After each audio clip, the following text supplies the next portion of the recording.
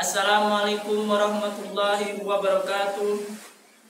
Alhamdulillahirabbil alamin, wassalatu wassalamu ala asyrofil anbiya'i wal mursalin wa ala alihi rasulillahi ajmain. Innal hamdalillah nahmaduhu wa nasta'inuhu wa nastaghfiruh wa na'udzubillahi min shururi anfusina wa min sayyiati a'malina wa may yudhlil fala mudilla lahu wa may yudhlil fala hadiya lahu. Asyhadu an la ilaha illallah wa asyhadu anna Muhammadar Rasulullah. A'udzu billahi minasyaitonir rajim. Bismillahirrahmanirrahim. Ya ayyuhallazina amanu idza nudiya lis-sholati min yaumil jumu'ah fas'au ila dzikrillahi wa zarul bai'. Dzalikum khairul lakum in kuntum ta'lamun. Katib berwasiat, marilah kita meningkatkan ketakwaan kita kepada Allah Subhanahu wa Ta'ala untuk meningkatkan keimanan serta mendapatkan ridho Allah Subhanahu wa Ta'ala. Kaum muslimin rahimatan mukminin rahimatullah, alhamdulillah dengan izin Allah, dengan taufik hidayah dan inayahnya, insya Allah dengan ridhonya pula pada siang hari ini kita dapat meninggalkan berbagai macam aktivitas kita untuk menunaikan kewajiban kita melaksanakan sholat Jumat berjamaah, yang mudah-mudahan ibadah yang sudah kita lakukan ini dan ibadah yang kita lakukan mampu mengangkat kita menjadi orang-orang yang benar-benar bertawakal. Amin ya rabbal alamin. Kaum muslimin rahimatan mukminin rahimakumullah, Allah Subhanahu wa Ta'ala memberikan kita nikmat kesehatan, nikmat rezeki, bagaimana kita bisa melangkahkan kaki kita di masjid yang kita cintai.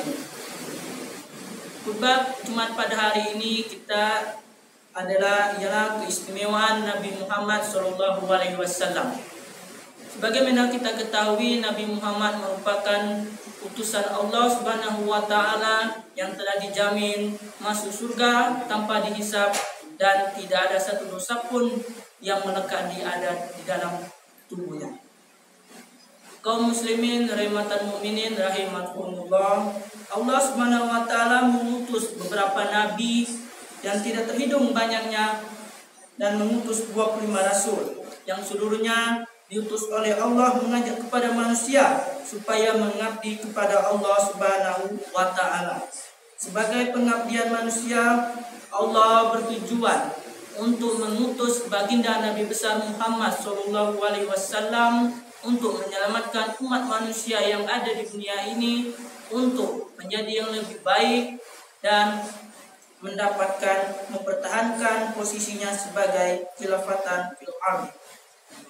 Kita yakini bahwa Nabi Muhammad itu adalah benar-benar utusan Allah Subhanahu wa Ta'ala, sebagaimana syahadat yang kita sering lontarkan setiap saat, setiap sholat dan salawat pun kita wajib bersalawat kepada baginda Nabi besar Muhammad Sallallahu Alaihi Wasallam, dan para malaikat pun bersalawat kepada beliau, dan merupakan bagian dari sendi iman. Tanpa iman kepada Rasulullah Sallallahu Alaihi Wasallam, walaupun dia adalah kafir atau keluar dari Islam, maka itu tetap merupakan iman kita kepada Rasulullah Sallallahu Alaihi Wasallam. Kalau kita amati di antara 24 Rasul sebelumnya dengan Nabi Muhammad Sallallahu Alaihi Wasallam mempunyai perbedaan yang cukup signifikan dengan beberapa nabi yang terlebih dahulu yang telah ada di muka bumi ini, mulai dari Nabi Adam hingga Nabi Muhammad SAW. Dan paling mendasar ialah di antara perbedaan itu ialah yang pertama, Nabi universal. Kalau para nabi dan rasul sebelumnya diutus hanya Allah untuk satu daerah tertentu saja, maka Allah Subhanahu wa Ta'ala diutus seluruh dunia tanpa terkecuali, baik pun dia itu kafir maupun dia itu muslim. Sebagaimana ditegaskan oleh Allah dalam Quran surat Saba ayat 8, Wa ma a'udzu billahi minasyaitonir rajim. Bismillahirrahmanirrahim.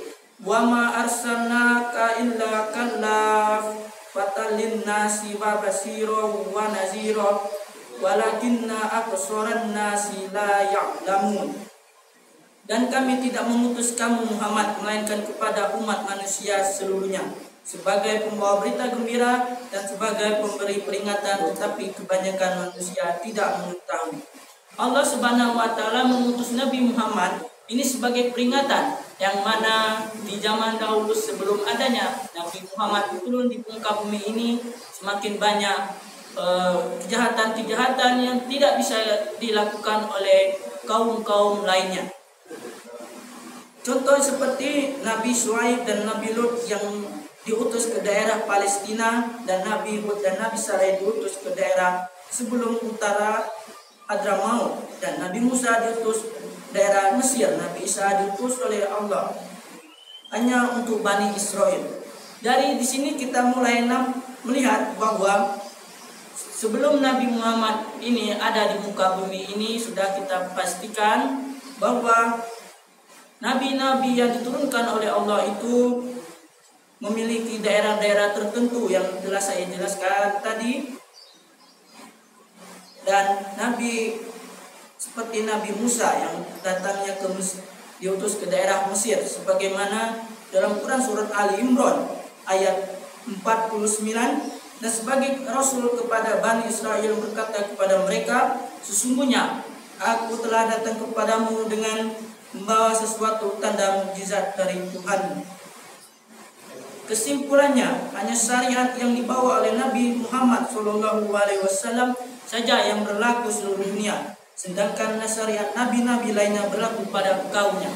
Contohnya seperti yang ada telah kitab para nabi yang telah diturunkan pada nabi sebelumnya, seperti Nabi Daud, kitab Zabur, Nabi Musa, kitab Taurat, dan Nabi Isa, kitab Injil.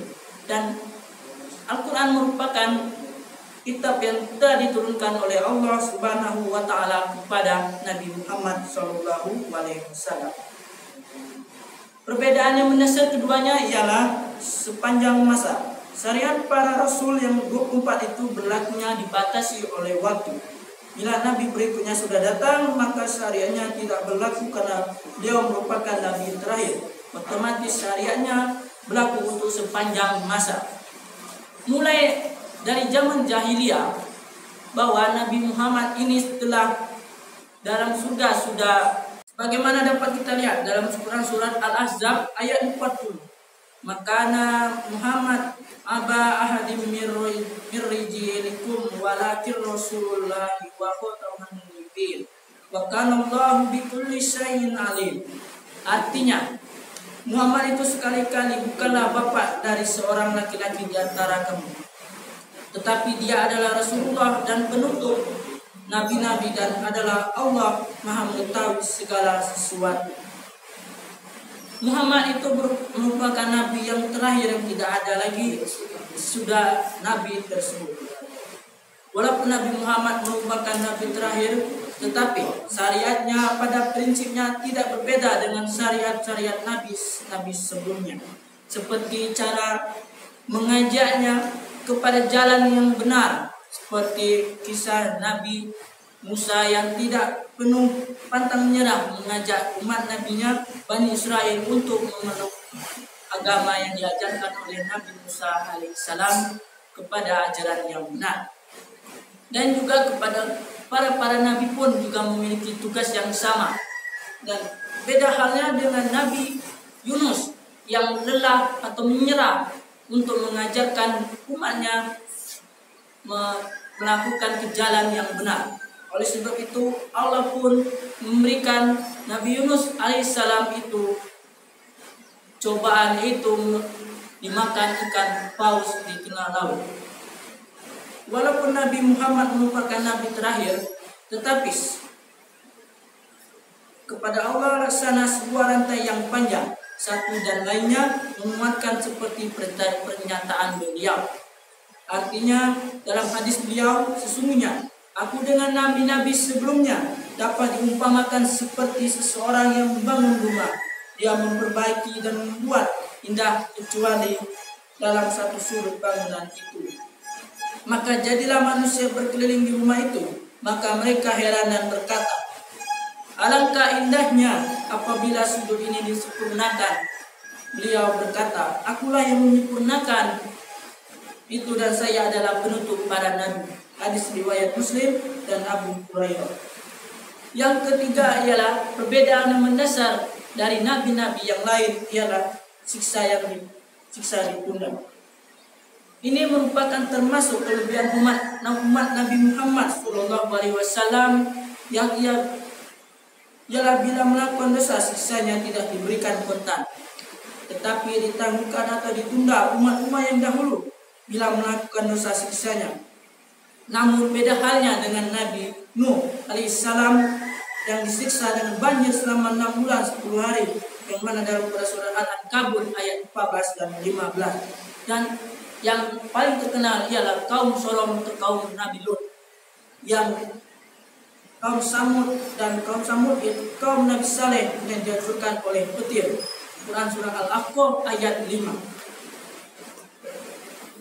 Dapat kita ketahui bahwa kelebihan umat Nabi Muhammad di sini ialah sangat spesial, karena kita walaupun melakukan dosa tidak langsung diberikan oleh Allah cobaan atau siksaan yang sangat perih, agar umat-umat Nabi Muhammad ini bertobat atau mengakui kesalahan-kesalahan yang telah dilakukan itu. Dengan ditundanya siksa bagi umat Nabi Muhammad SAW nampaknya disalahgunakan oleh banyak orang, yang mana sebagaimana banyak orang yang tetap melakukan dosa, di sisi lain imannya yang semakin kecil hingga hari pembalasan telah tiba. Walaupun umat Nabi Muhammad SAW siksanya tidak diberikan secara langsung, nampaknya Allah begitu adil dengan umat kita, karena walaupun kita umat Nabi Muhammad, Allah masih tetap memberikan peringatan atau cobaan, yaitu melalui berbagai macam musibah seperti hujan yang sangat deras yang mengakibatkan banjir, sehingga hujan diharapkan menjadi siraman justru berbalik menjadi bencana. Dan masih banyak lain yang peringatan yang diberikan Allah Subhanahu wa taala, sebagaimana para pemimpin yang diingatkan oleh Allah Subhanahu wa taala agar supaya di daerah tersebut tidak mendapatkan bencana atau malapetaka akibat pemimpin yang melakukan kesalahan atau melakukan dosa yang besar terhadap rakyatnya. Berbagai macam bencana yang melanda di permukaan bumi ini, dan ada beberapa kemungkinan seperti sebagai peringatan dalam Quran surat Ar-Rum ayat 41. A'udzubillahi minasyaitonirrajim. Bismillahirrahmanirrahim. Zaharul fasadu fil bari wal bahri bima kasabat aydina nusiziqhum ba'dal ladzi amilu la'allahum yarji'un. Telah tampak jelas kerusakan di darat dan di laut disebabkan karena perbuatan tangan manusia sendiri, supaya Allah merasakan kepada mereka sebagian dari akibat perbuatan mereka agar mereka kembali ke jalan yang lurus. Sebagai preskon, sebagaimana dalam Quran surah As-Sajdah ayat 21, A'udzubillahi minasyaitonirrajim. Bismillahirrahmanirrahim. Wala nuzikannahum minal azabil adana dunal azabil akbari la'allahum yarji'un. Dan sesungguhnya kami merasakan kepada mereka sebagian azab yang dekat di dunia sebelum azab yang lebih besar di akhirat. Mudah-mudahan mereka kembali ke jalan yang benar dan yang lurus. Seperti kita ketahui dari penjelasan Quran surah As-Sajdah ayat 21 ini, Allah memberi peringatan hanya di dunia agar di akhirat nanti kita sudah bersih dari dosa-dosa besar maupun dosa yang telah mereka lalui karena telah berbuat atau melakukan tobat karena telah melihat peringatan Allah Subhanahu wa taala yang ada di dunia ini begitu dahsyat, apalagi cobaan atau siksaan yang ada di akhirat yang diberikan langsung oleh Allah Subhanahu wa taala. Kaum muslimin rahimatan mukminin rahimatullah, sebagai bagian akhir dari khutbah ini saya sampaikan bahwa kita harus merasa berhutang budi kepada Rasulullah Shallallahu Alaihi Wasallam, itu dengan mengagungkan namanya, itu dengan banyak-banyak memperselawat atau salawat kepada baginda Nabi Muhammad. Itu perintah menjaga darahnya serta memperkecil peluang untuk melakukan maksiat dan senantiasa kita pantas memperoleh syafaatnya. Amin ya rabbal alamin. Semoga khutbah yang singkat pada pagi hari ini menggetuk hati pintu kita agar supaya kita mendapatkan hidayah dan kesehatan yang diberikan Allah Subhanahu wa taala. Barakallahu lakum fil Qur'anil azim wa nafa'ani bima fihi min ayatin zikril hakim wa taqabbal minna wa minkum tilawatahu innahu wal ghafurur rahim.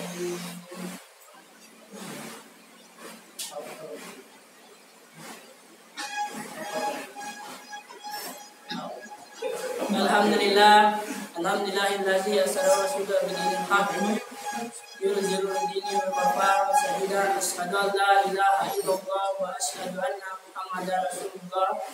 Innallaha wa malaikatahu yusholluna 'alan nabi ya ayyuhallazina amanu shollu wa sallimu 'alaihi taslima. Allahumma sholli 'ala sayyidina Muhammad wa 'ala ali sayyidina Muhammad. Allahumma firil muslimin wal muslimat wal mu'minina wal mu'minat ahya'i minhum wal amwat ya waliyal hajat. Rabbana zalamna anfusana wa illam taghfir lana wa tarhamna wa lakunanna minal khasirin. Rabbana atina fid dunya hasanah wa fil akhirati hasanah wa qina adzabannar. Qulina nyatan ma'abrar ya aziz wa barik alamin. Subhana rabbika rabbil izzati amma yasifun wa salamun alal mursalin walhamdulillahi rabbil alamin. Inna Allah ya'muru bil adli wal ihsan wa ya'ti dzil qurba wa yanha 'anil fahsya'i wal munkari wal baghi ya'izukum la'allakum tadhakkarun wa dzkurullaha yazkurkum wa la dzikrullahi akbar. Aqimus shalah.